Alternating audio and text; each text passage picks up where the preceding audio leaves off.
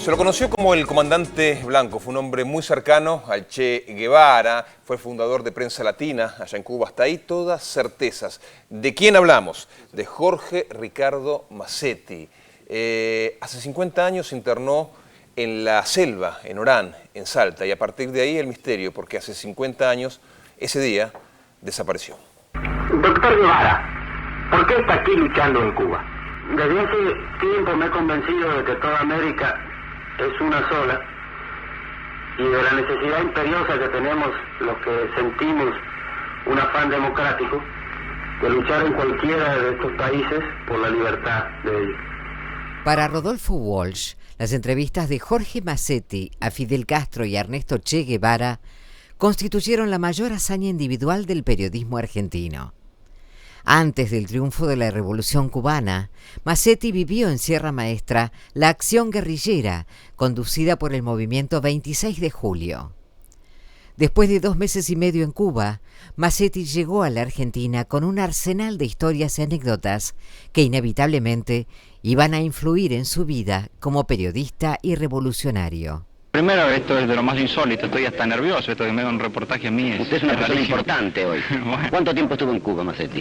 Alrededor de 2 meses y medio.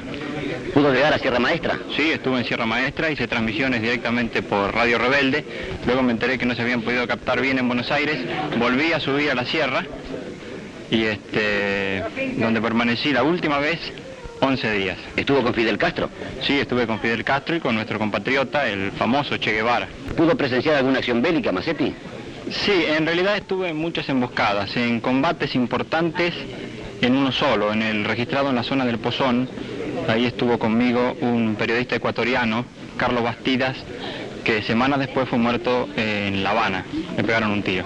Después del triunfo de la Revolución, Massetti regresó a Cuba. Fundó y dirigió la agencia de noticias Prensa Latina. Entre los años 1963 y 1964, lideró la organización armada Ejército Guerrillero del Pueblo, la primera experiencia guevarista. El 21 de abril de 1964, Massetti desapareció a los 34 años en los montes de Orán, mientras intentaba consolidar un foco guerrillero en la provincia de Salta. La misión fracasó, pero sirvió como ejemplo de lucha para futuras generaciones. Las imágenes que compartíamos pertenecen al archivo fílmico del noticiero de Canal 7 y si ustedes están interesados en saber un poco más sobre la vida de Massetti, se inauguraron las jornadas de debate sobre su vida.